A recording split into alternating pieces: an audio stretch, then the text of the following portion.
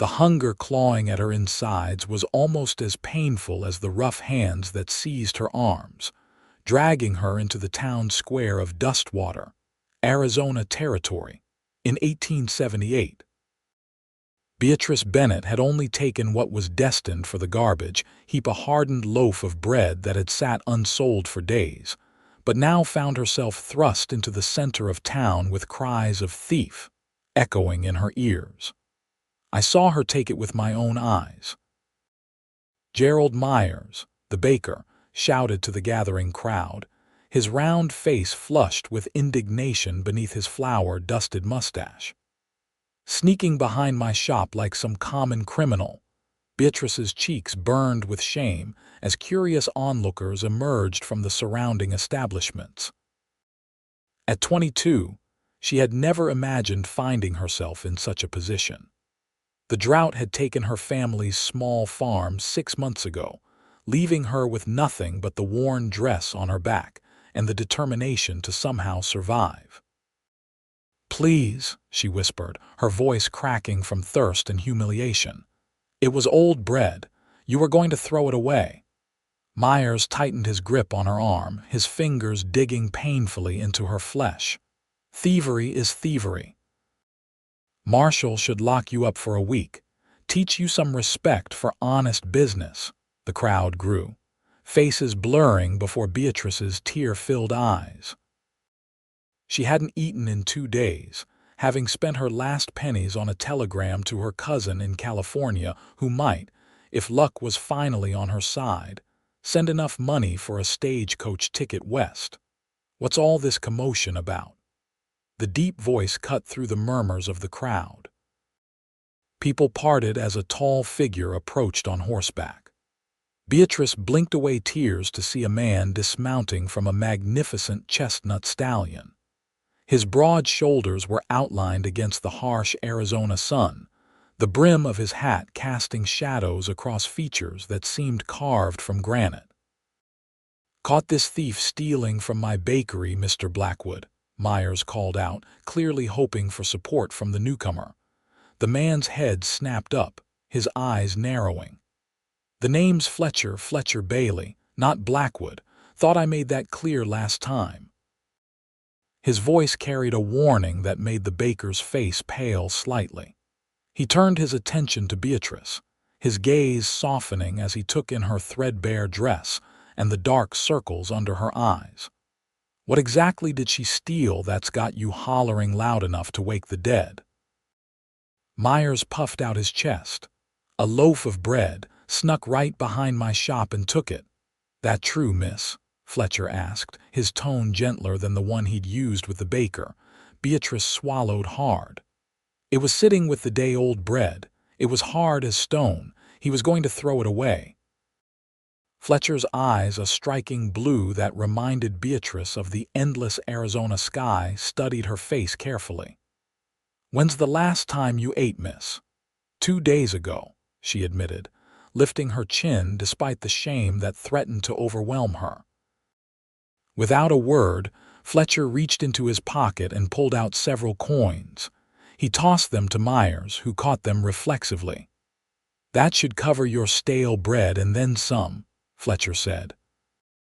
"Now, I believe you owe this lady an apology for manhandling her and making a public spectacle over what amounts to garbage." Myers sputtered, looking from the coins in his palm to the cowboy's stern face. "Now see here, I don't owe no apology to a thief." Fletcher took a step closer, and even though he hadn't raised his voice, something in his manner made the baker step back.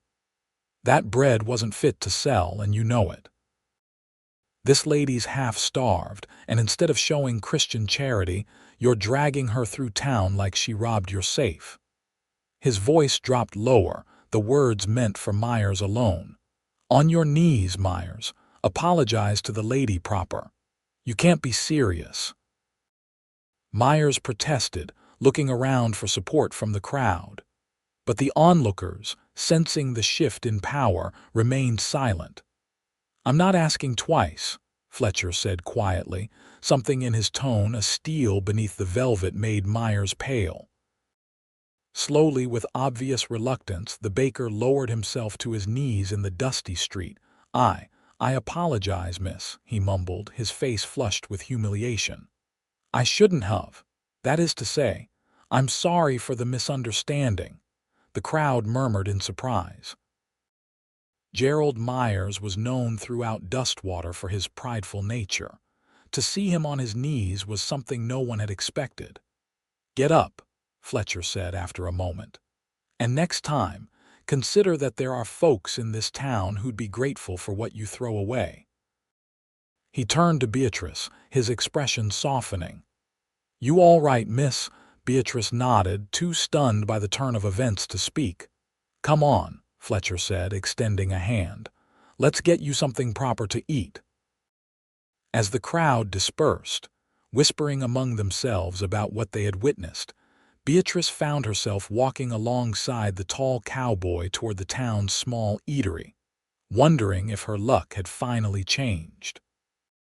Fletcher held the door of Sadie's cafe open for Beatrice, ushering her inside with a gentleness that contrasted with the hard edge he'd shown Myers. The cafe was nearly empty at this hour, caught between the breakfast and lunch rushes, with only a couple of older men nursing coffee in the corner. "Take a seat anywhere," Fletcher said, gesturing to the empty tables. Beatrice chose a small table near the window, self-conscious of her dusty appearance in the relatively clean establishment. A plump woman with graying hair pinned in a neat bun approached them, her smile warm. "Fletcher Bailey twice in one day. Must be my lucky morning," she said, wiping her hands on her apron. "Morning, Mrs. Wallace," Fletcher replied with a genuine smile. "The lady here could use a good meal, whatever's hot and filling, Mrs." Wallace looked Beatrice over with kind eyes that nonetheless missed nothing. "Of course. Coffee while you wait, dear," Beatrice nodded gratefully. "Yes, please, thank you." As Mrs. Wallace bustled away, an awkward silence fell between them. Beatrice stared at her hands, rough and chapped from months of hardship. "Thank you," she said finally, looking up at Fletcher. "For what you did. You didn't have to." Fletcher removed his hat, revealing sun-streaked brown hair. "No one deserves to be treated that way, especially not over a piece of bread no better than a rock." He paused, studying her. "I don't believe I caught your name, miss." "Beatrice. Beatrice Bennett." "Fletcher Bailey," he replied with a slight nod. "Passing through or staying in Dustwater?" "Passing through. Or trying to," Beatrice admitted. "I'm waiting on a response to a telegram I sent to my cousin in California. I'm hoping to join her there." Mrs. Wallace returned with 2 cups of coffee and a basket of fresh biscuits. "Stew's coming right up," she assured them before disappearing again. Fletcher pushed the basket toward Beatrice. "Eat. Mrs. Wallace makes the best biscuits in the territory." Beatrice hesitated only briefly before taking one, trying to maintain some semblance of decorum despite the hunger gnawing at her. The biscuit was still warm, and she closed her eyes involuntarily at the first taste. It took considerable restraint not to devour it in 2 bites. "Your cousin in California," Fletcher continued after she'd finished the first biscuit and reached for a second. "What's out there for you?" "A chance," Beatrice replied simply. "My parents' farm failed in the drought. After they passed, there was nothing left but debts. My cousin Grace married well a shopkeeper in Winnetka. She's offered me a place to stay until I can find work." Fletcher nodded, understanding in his eyes. "The drought's been hard on everyone. My condolences about your parents." "Thank you," Beatrice murmured, surprised by the genuine sympathy in his voice. Mrs. Wallace arrived with 2 steaming bowls of beef stew, thick with vegetables and rich broth. She set them down with a motherly smile. "Eat up, you two. Fletcher, you're still too thin. And miss, you look like you could use a good meal or 3. Beatrice couldn't argue with that assessment. She ate slowly at first, trying to mind her manners, but soon found herself savoring every spoonful of the hearty stew. It was the first real meal she'd had in weeks. "So what brings you to Dustwater, Mr. Bailey?" she asked, finally slowing down enough to attempt conversation. "Fletcher, please," he corrected gently. "I've got a small ranch about 10 miles outside town. Just finished delivering some horses to the Army outpost near Fort Bowie." A rancher, Beatrice nodded. It explained his weathered appearance and the confident way he sat in the saddle.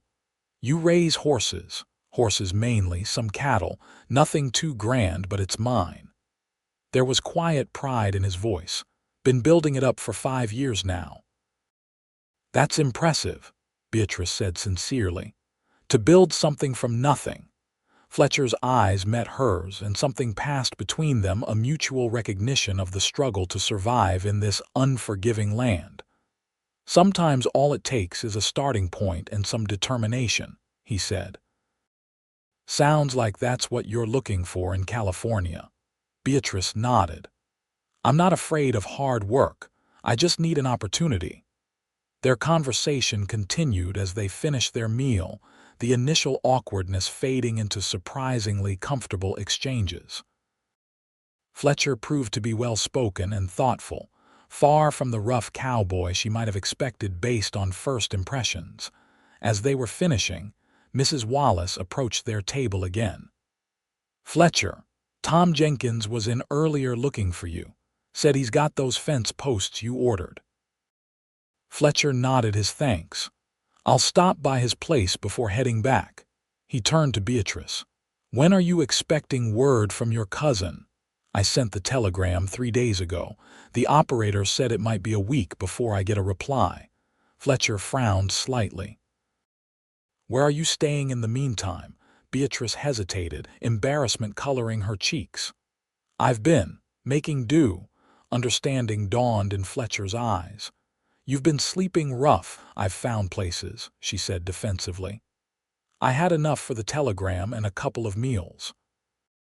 I just need to wait for Grace's reply." Fletcher was silent for a moment, considering. "Mrs. Wallace," he called, "is Widow Parker still renting that room above her dress shop?" "She is indeed," Mrs. Wallace confirmed. "Still $2 a week, last I heard." Fletcher reached into his pocket and placed several coins on the table. "Mrs. Wallace, would you be so kind as to settle up with Mrs. Parker for a week's lodging for Miss Bennett? And please let her know I vouch for her character." Beatrice's eyes widened. "No, I couldn't possibly. Consider it a loan," Fletcher cut in. "You can repay me when your situation improves." "But you don't even know me," Beatrice protested. Fletcher's mouth quirked in a half-smile. "I'm a fair judge of character, Miss Bennett. I don't think you're the sort to steal without desperate cause, nor to forget a debt of honor." Beatrice wanted to refuse, her pride rebelling at the charity. But the practical part of her, the part that had kept her alive these past difficult months, recognized the wisdom in accepting help when offered. "Thank you," she said finally.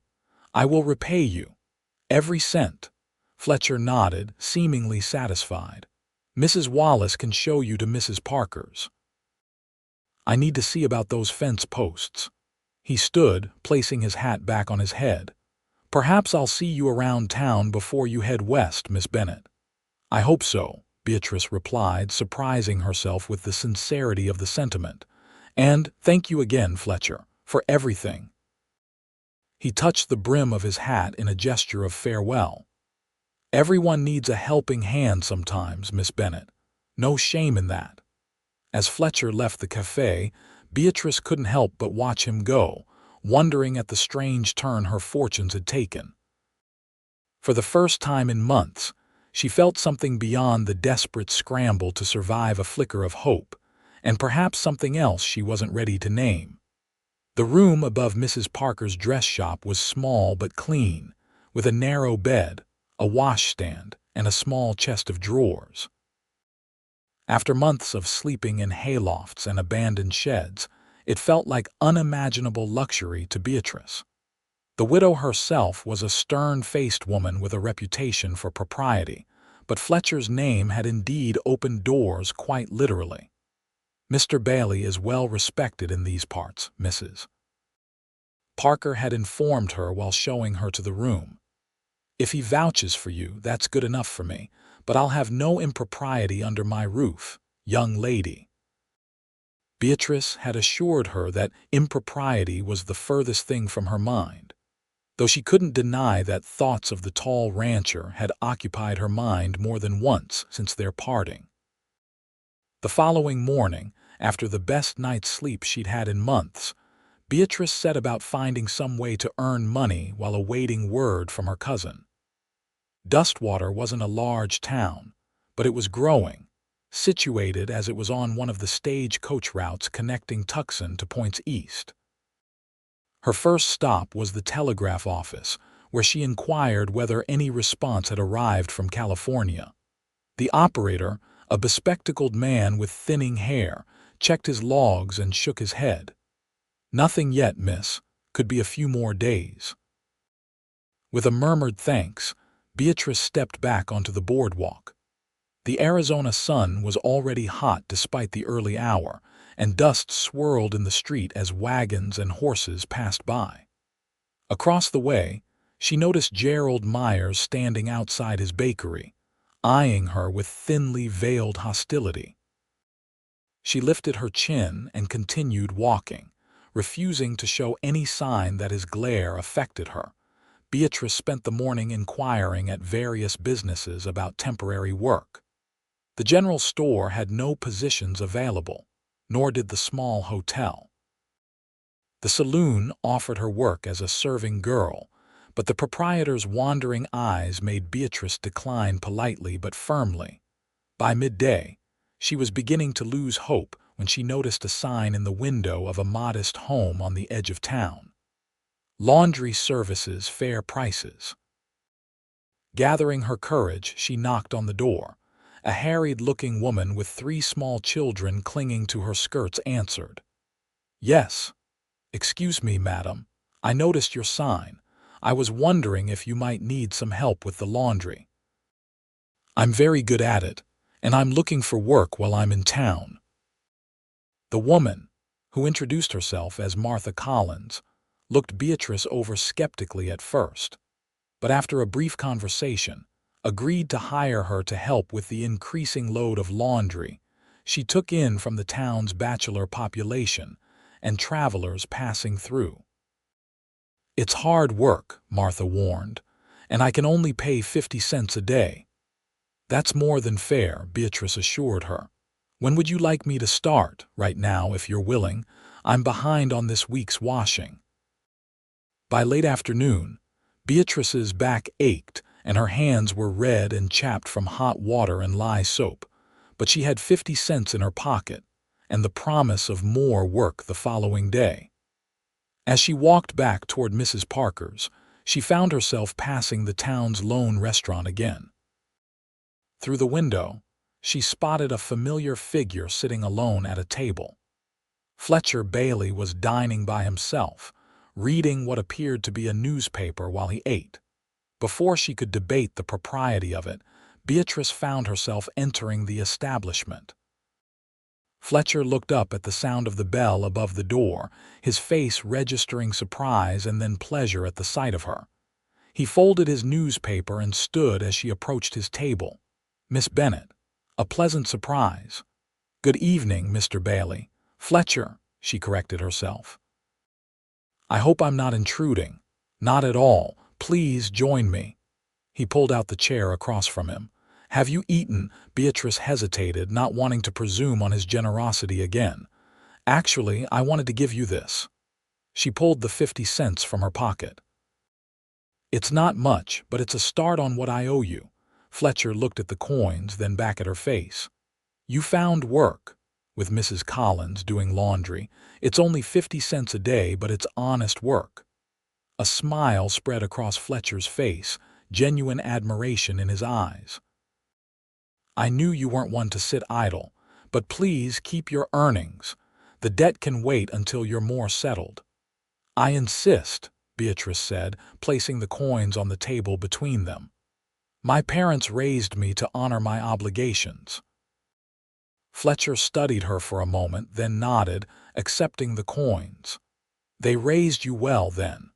He gestured to the empty chair again. "Now will you join me?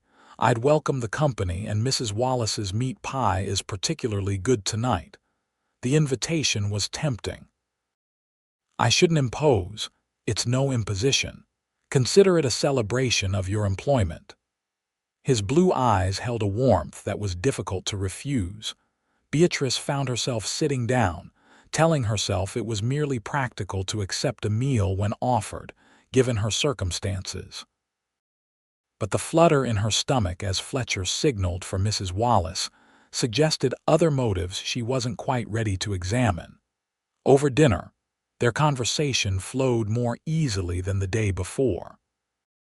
Fletcher told her about his ranch, how he'd come to Arizona territory with little more than the clothes on his back, and a dream of building something of his own.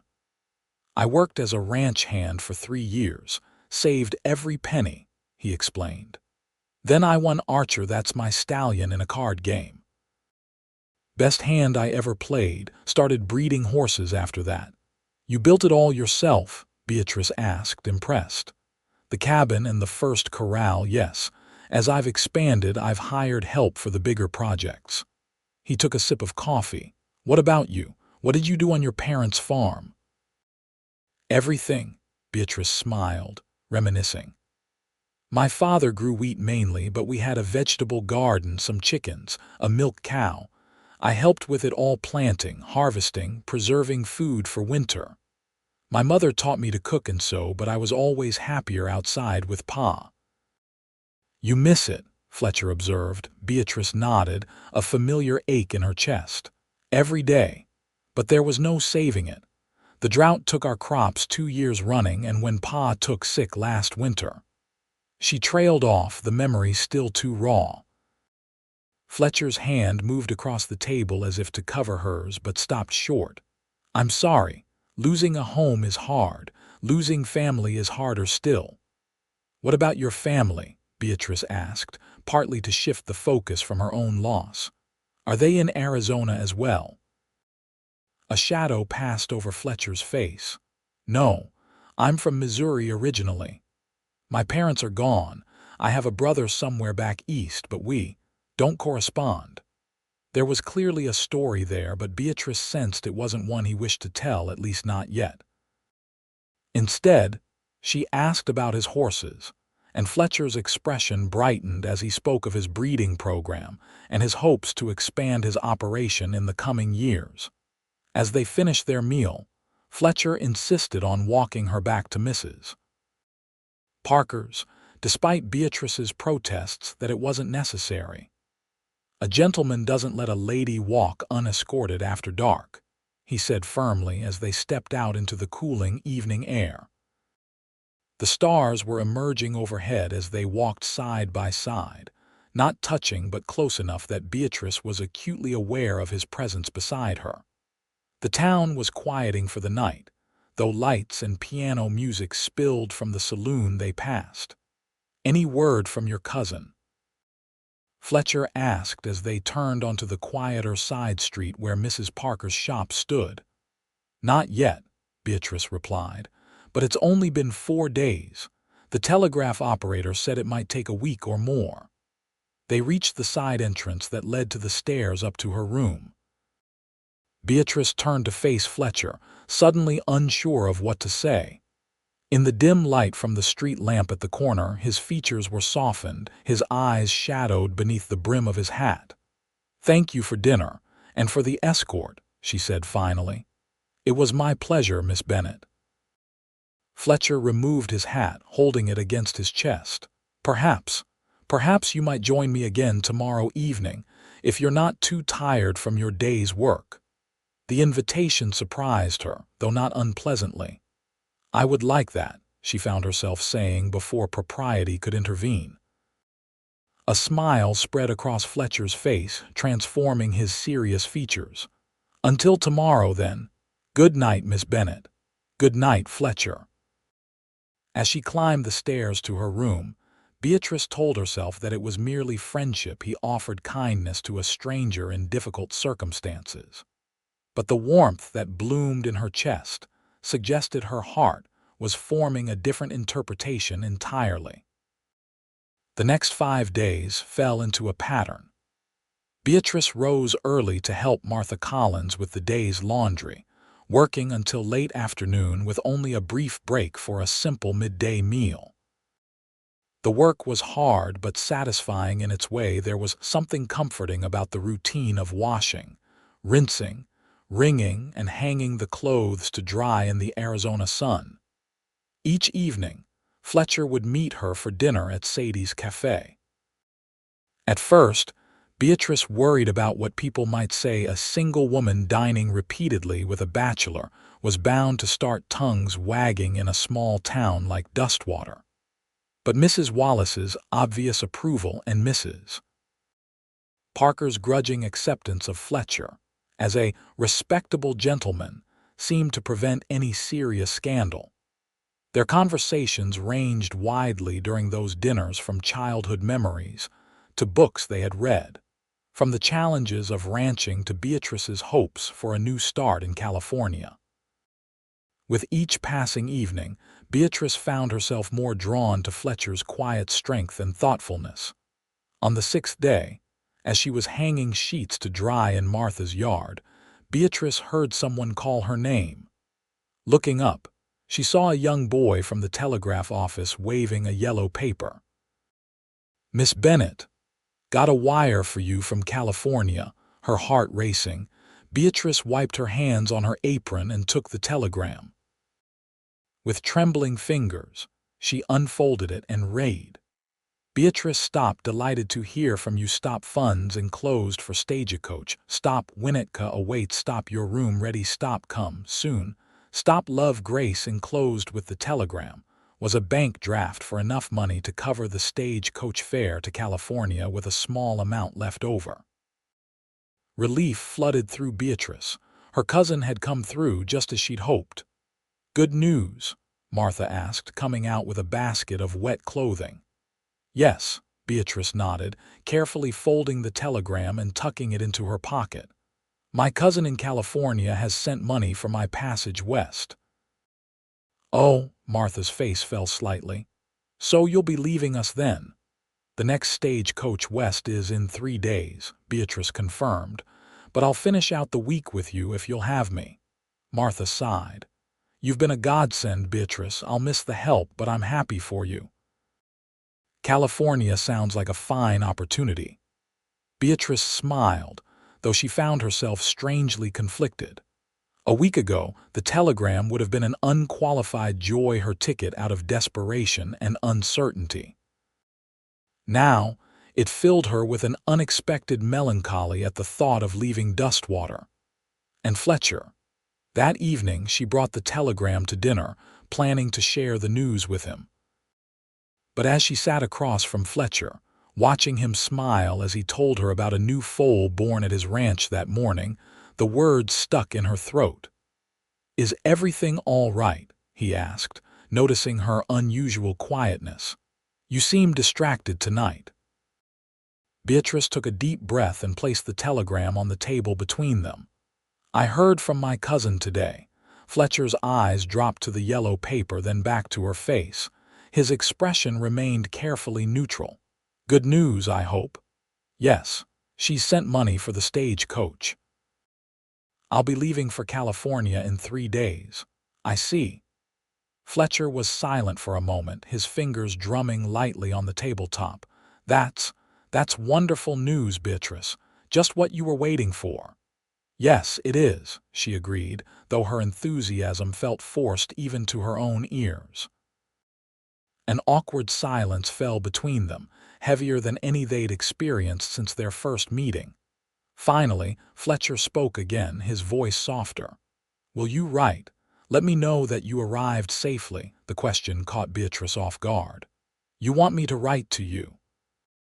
"If you wouldn't mind," Fletcher said, a hint of vulnerability in his eyes that she'd never seen before.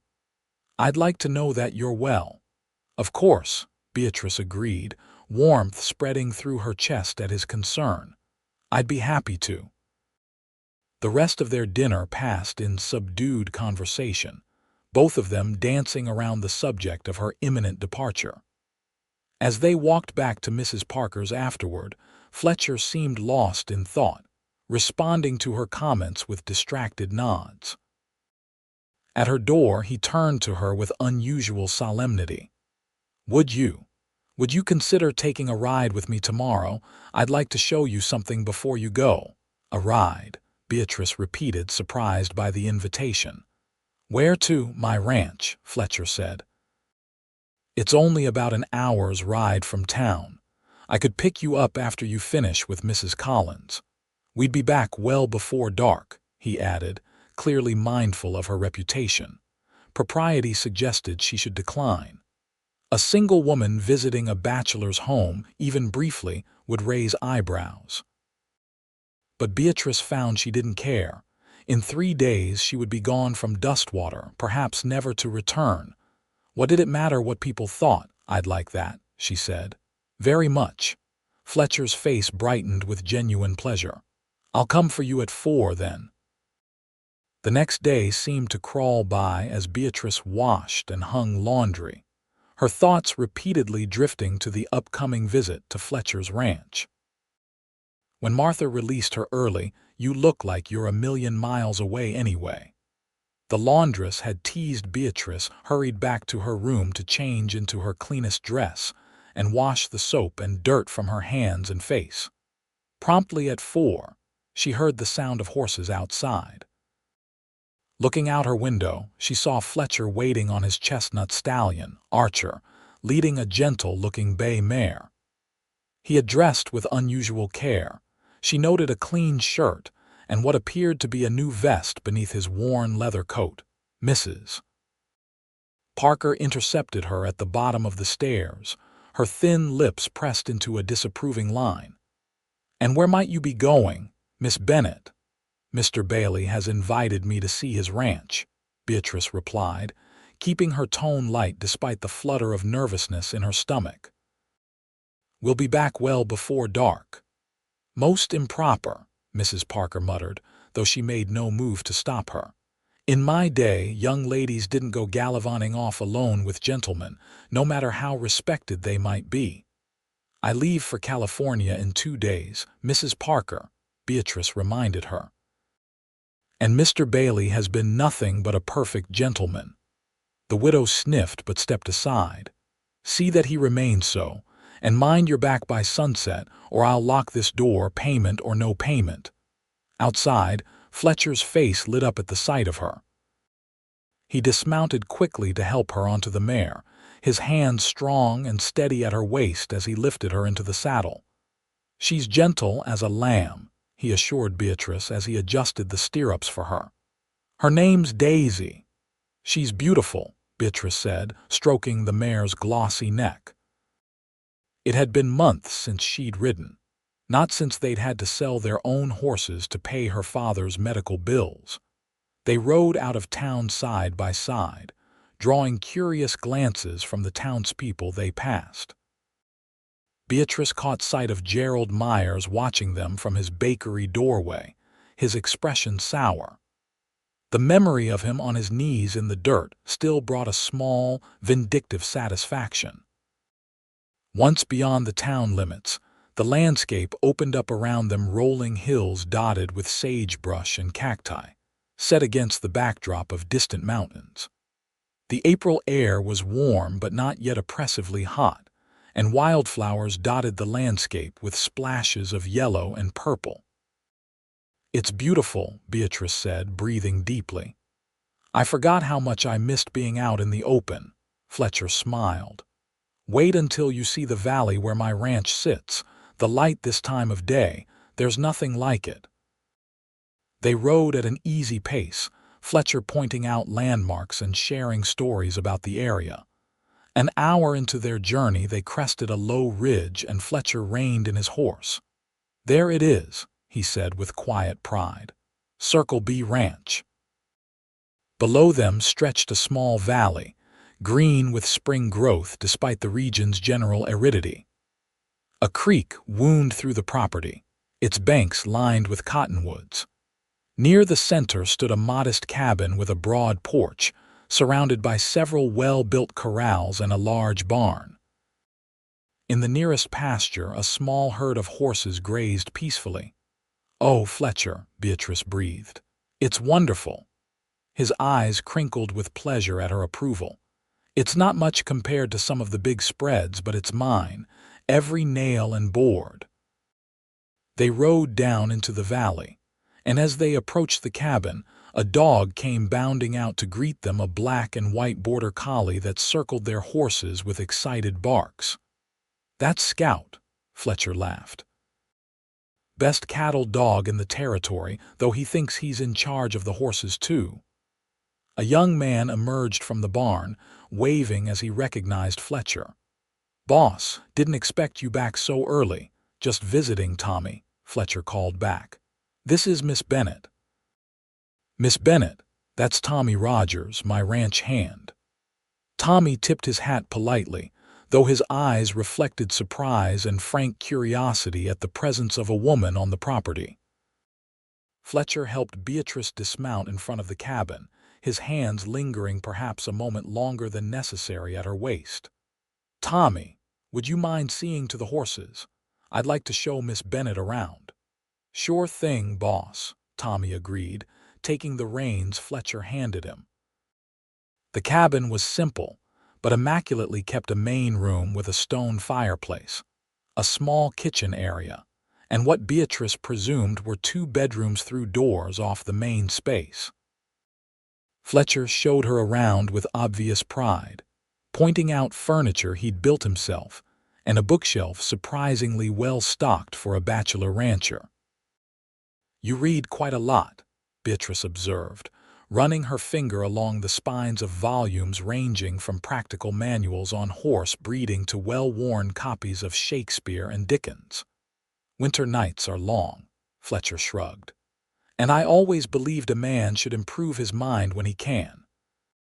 After showing her the cabin, Fletcher took her on a tour of the rest of the property: the barn with its sweet-smelling hay, the corrals where several beautiful horses watched them curiously, and finally to a small fenced pasture where a mare and newborn foal stood in the late afternoon sun. "This is the one I was telling you about," Fletcher said softly as they leaned on the fence rail. "Born yesterday morning, strongest legs I've ever seen on a newborn." The foal was indeed remarkable, leggy and spirited, already prancing around its mother with boundless energy. As they watched, it kicked up its heels and galloped in a small circle, then returned to its mother's side for reassurance. "What will you name him?" Beatrice asked. Fletcher considered for a moment. "I was thinking Spirit seems to suit him."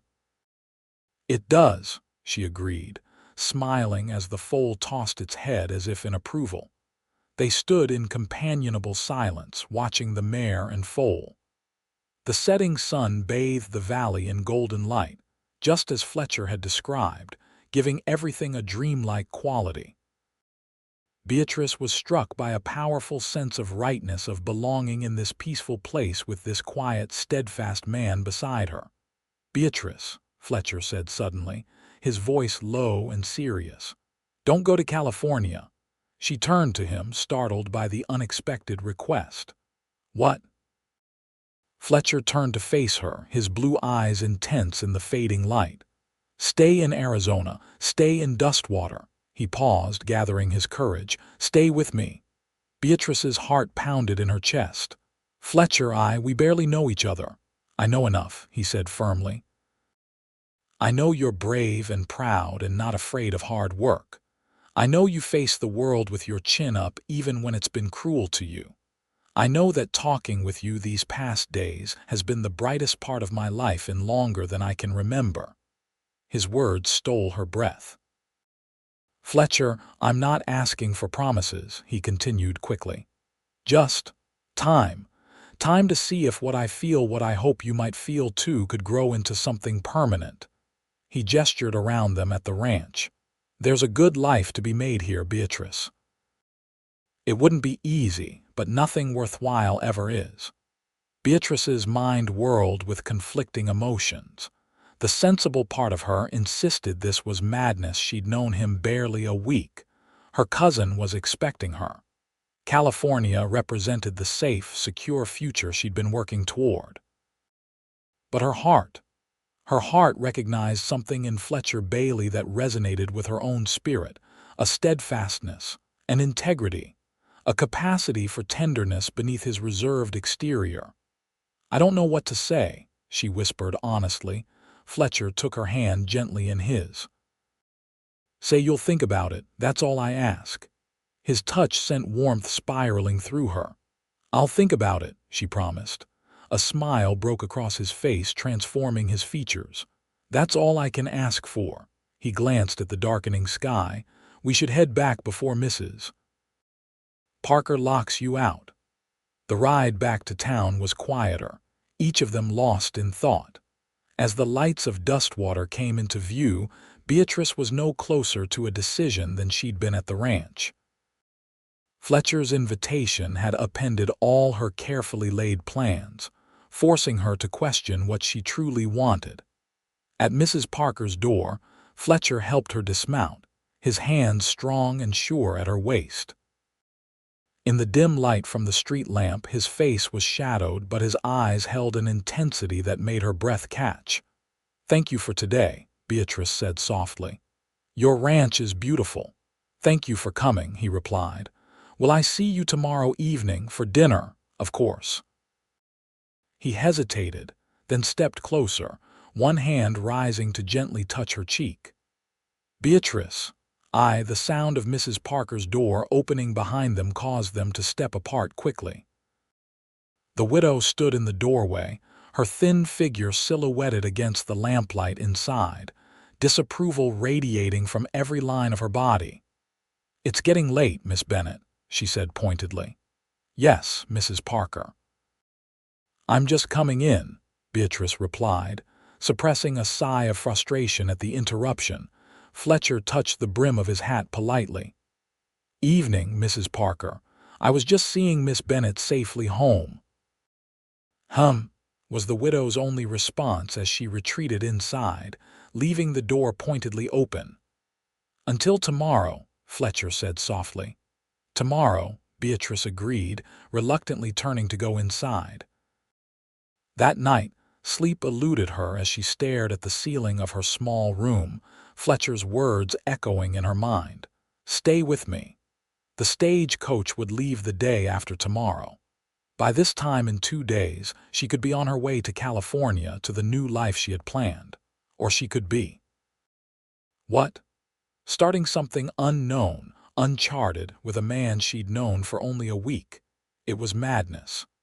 And yet, the thought of leaving Dustwater, leaving Fletcher, created an ache in her chest that no amount of rational thinking could dispel. The next morning, Beatrice went through her laundry duties at Martha's in a daze, her mind still wrestling with her decision. Martha noticed her distraction, but didn't comment beyond a knowing smile when Beatrice mentioned she'd visited Fletcher's ranch the previous day. After finishing her work, Beatrice visited the general store to purchase a few necessities for her journey or her stay, depending on what she decided. As she was leaving the store, she nearly collided with Gerald Myers on the boardwalk. The baker's face darkened with recognition. "Well, if it isn't the bread thief. Heard you're leaving town tomorrow, can't say you'll be missed." Beatrice straightened her spine.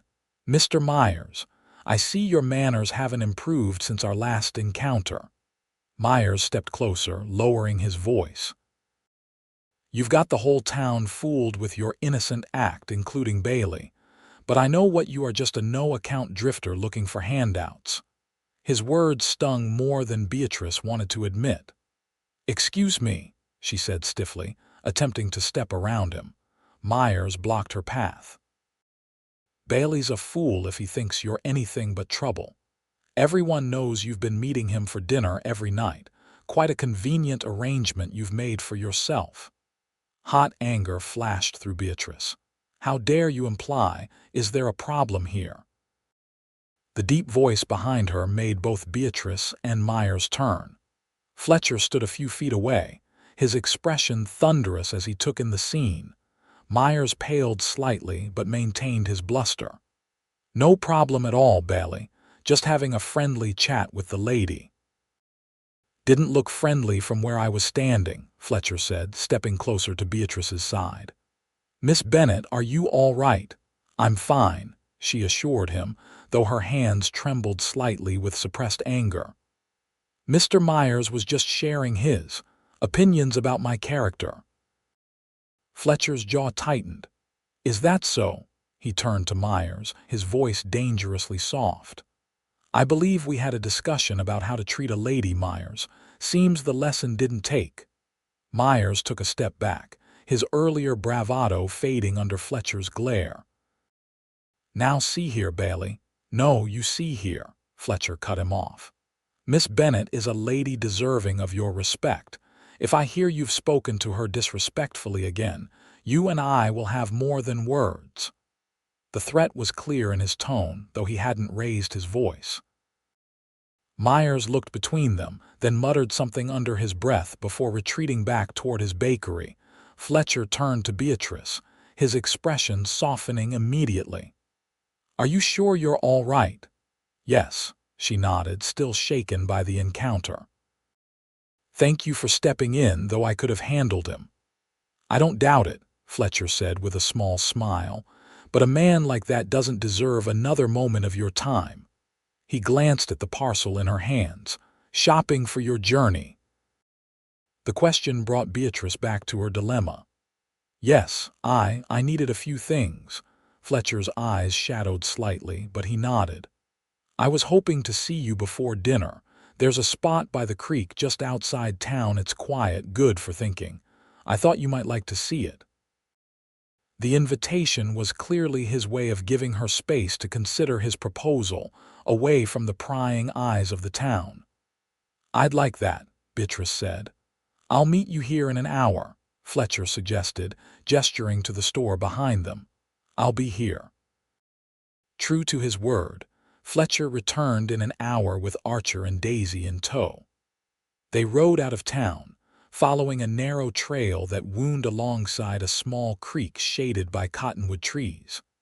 About a mile from town, the creek widened into a small pool surrounded by rocks and spring wildflowers. It's beautiful, Beatrice breathed as they dismounted. One of my favorite spots, Fletcher admitted, tethering the horses where they could drink from the creek. I come here sometimes when town gets too crowded for my liking. They sat side by side on a large, flat rock overlooking the pool. For a while, they simply watched the water flow past, the sound soothing in the late afternoon warmth. Have you decided? Fletcher asked finally, his voice carefully neutral. Beatrice sighed. No, yes, I don't know. She looked down at her hands. My whole life, I've always known the next step to take. Even after losing the farm, I had a plan: get to California, start fresh. But now I'm wondering if I'm running towards something or away from something, she admitted, and if what I'm running toward is really what I want. Fletcher was silent for a moment. What do you want, Beatrice? Not what's sensible or what's expected. What does your heart tell you? It was a question she'd been asking herself all night. My heart's not being very clear at the moment, she said with a small, rueful laugh. Part of me says it's madness to change my plans for a man I've known barely a week. And the other part, Fletcher prompted gently. Beatrice turned to look at him, really look at him. The strong line of his jaw, the kindness in his blue eyes, the quiet confidence in his bearing. In just a week, he had shown her more genuine care and respect than she'd known in years. The other part says that some things don't need years to recognize, she said softly. Some things you just know.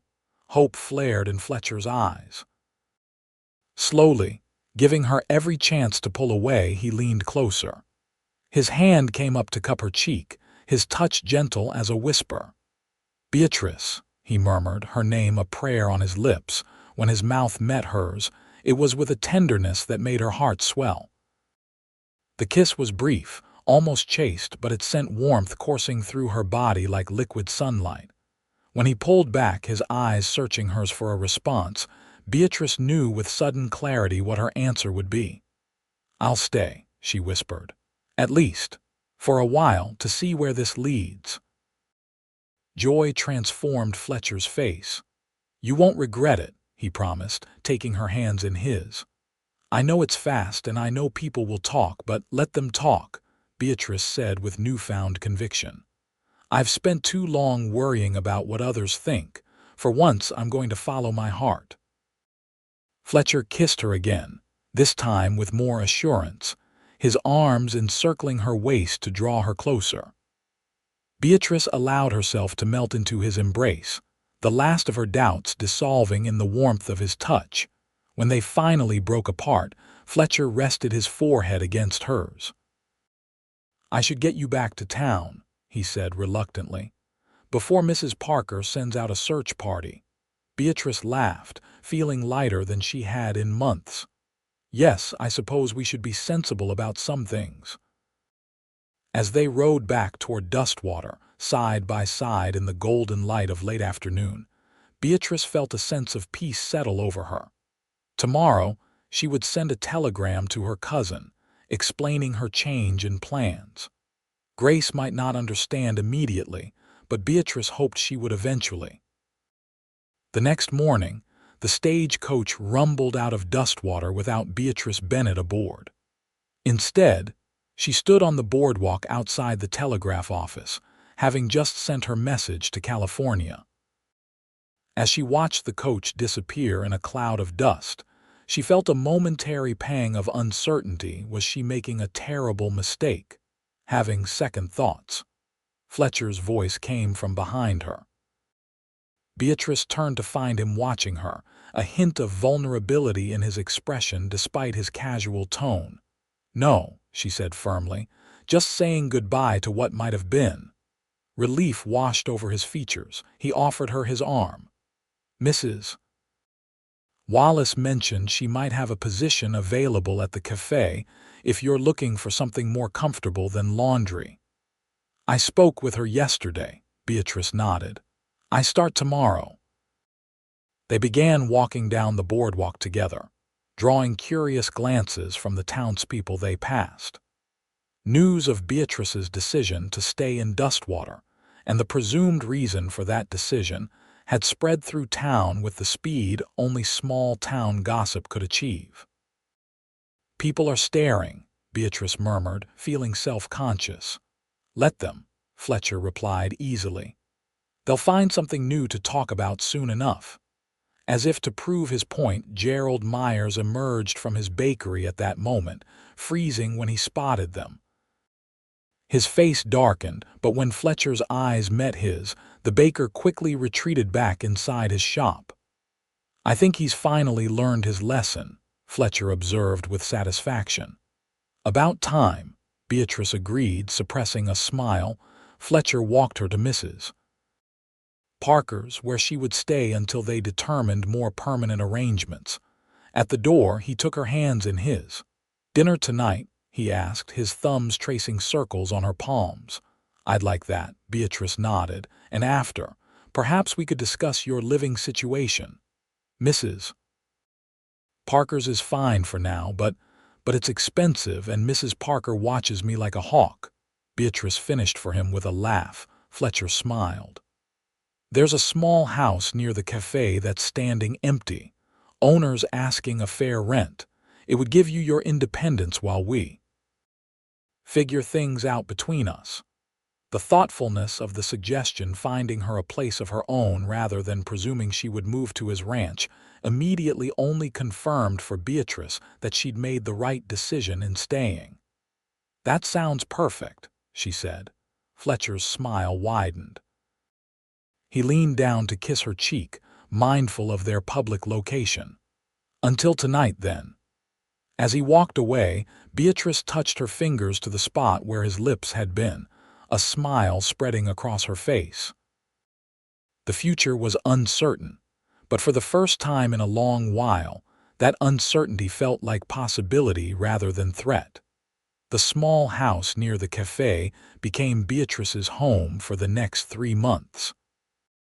It was modest, just 2 rooms and a small kitchen, but it was clean and well-maintained, and most importantly, it was hers. After months of dependency and uncertainty, having her own space felt like unimaginable luxury. Her position at Sadie's cafe suited her well. Mrs. Wallace was a fair employer, and Beatrice's natural warmth made her popular with the customers. The work was certainly easier than doing laundry, and the pay was better too. Fletcher courted her properly during those months, mindful of her reputation despite the circumstances of their meeting. They dined together regularly, attended church on Sundays, and went for rides in the countryside when Beatrice had a day free from the cafe. Fletcher introduced her to his few friends in the area, including the army captain who purchased many of his horses.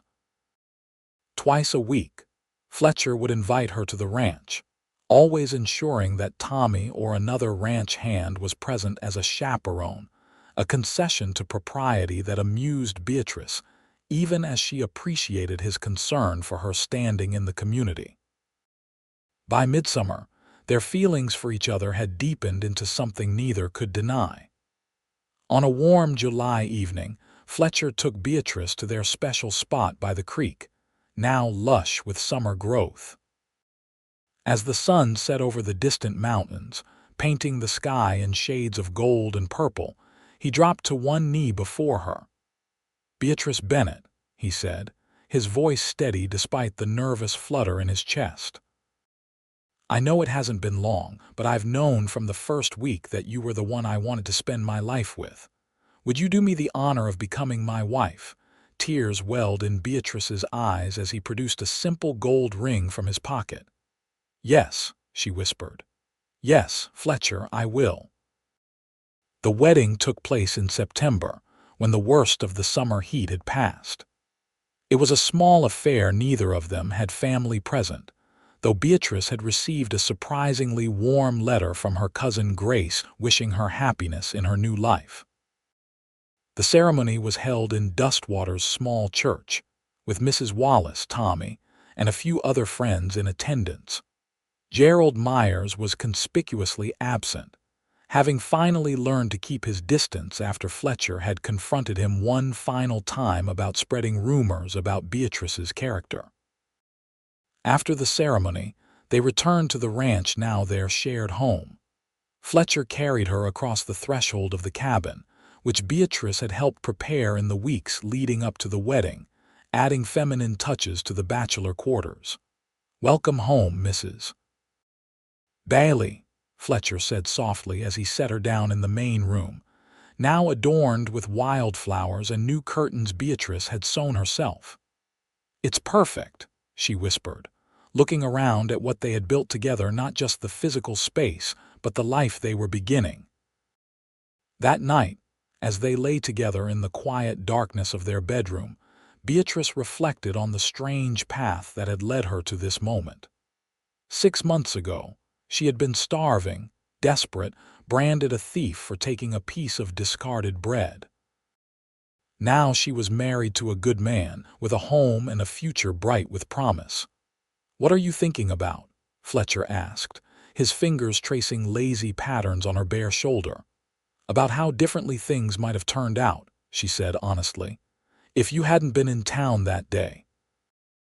If you hadn't stopped to help a stranger." Fletcher pulled her closer.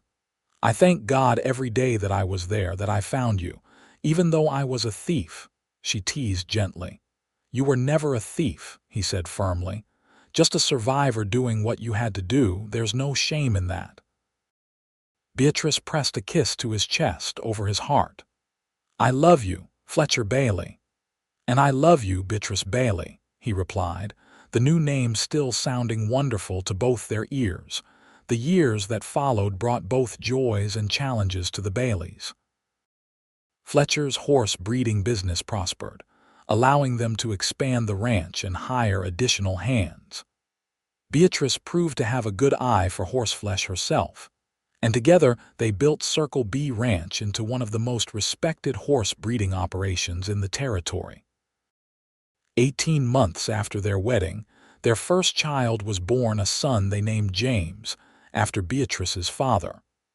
2 years later, a daughter followed, whom they named Elizabeth. The children thrived in the freedom of ranch life, growing strong and confident under their parents' loving guidance. When Arizona gained statehood in 1912, Fletcher and Beatrice celebrated with their neighbors, proud to be part of the territory's transition. By then, their ranch had grown significantly, and Fletcher had become a respected member of the community, serving on local committees and helping to shape the development of the area. Through it all, they never forgot how they met the desperate young woman and the cowboy who stood up for her. Each year on the anniversary of that day, Fletcher would bring home a fresh loaf of bread from the town bakery under new ownership after Myers finally left Dustwater, and they would share it with their children, telling them the story of how a chance encounter changed both their lives forever.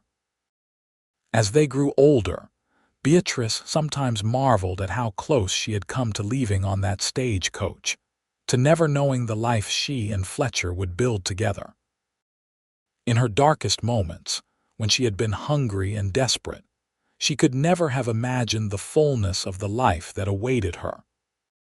On their 25th wedding anniversary, Fletcher took Beatrice back to their special spot by the creek, now a regular family picnic location, but still special to just the two of them. Their children were grown, James running much of the ranch operations now, and Elizabeth teaching at the local school. "Any regrets?"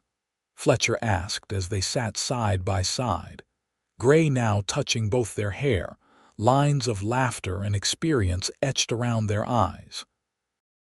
Beatrice leaned her head against his shoulder, as comfortable with him now as she had been since those early days. "Not a single one," she said truthfully. Fletcher kissed her temple. "Nor I.